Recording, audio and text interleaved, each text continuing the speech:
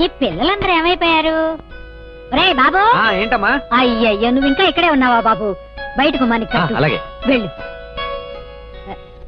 చిన్ను, ఏమిటే బూజు ఇక్కడే వదిలేసావు? మీ నాన్నకు బూజు చూస్తే పడదు. దులుపమ్మా. ఇదిగో ఇప్పుడే దింపేస్తా. ఏమిటో ఇంకా మసాలా నోటల్లోనే ఉన్నావా? అయిపోయిందమ్మా. అన్నయ్య ఎక్కడ? అడుగు. ఒరే, బిల్లు ఎక్కువ పెట్టేటప్పుడు నువ్వు మల్ల ఎదురు వాళ్ళ సంగతి మర్చిపోరా. కట్టేది తోను సున్నితంగా ఉండాలా ఎదవా. నా మీద జోకులేస్తే మీ నాన్నతో చెప్తాను, జాగ్రత్త.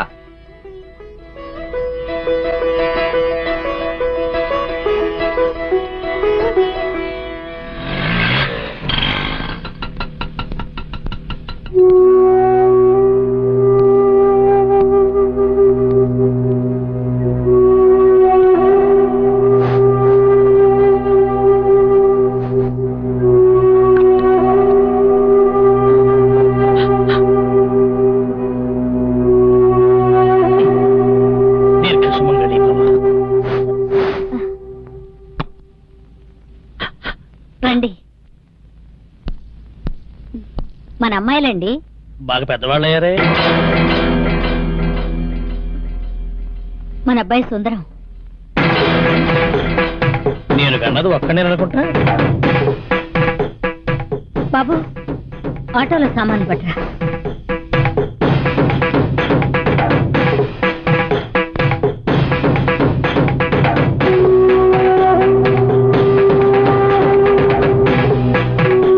అన్నట్టు నీకు సంగతి చెప్పాలి పూర్ణ.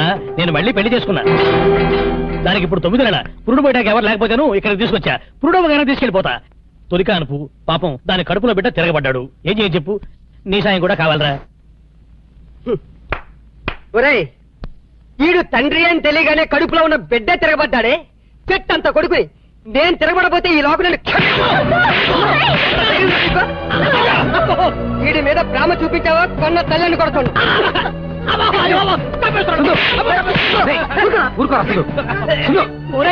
కన్న తండ్రి చెప్పుతో కొట్టవరా? పుట్టకతలు నిన్ను కొట్టకపోతే నా పుట్టకే అర్థం ఉండదురా. నేను కన్నా నీది ఒక జన్మేనరా.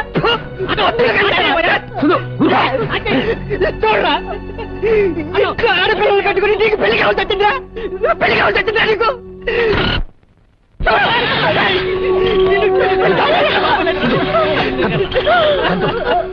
చూడబ్బా, ఊరుకోరా.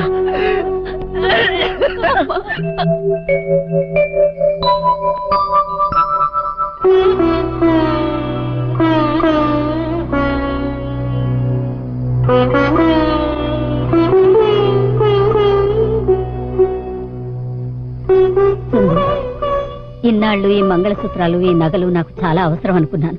కానీ అవి ఉత్త అలంకారాలని ఈ రోజే తెలుసుకున్నాను రా.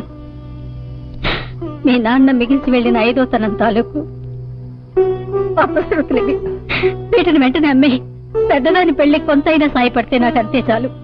అమ్మా, నేను పశువు కుంకాలు తీసేసినంత మాత్రాన ప్రాయిష్ తగ్గదురా. పాపిచ్చి రాయివు.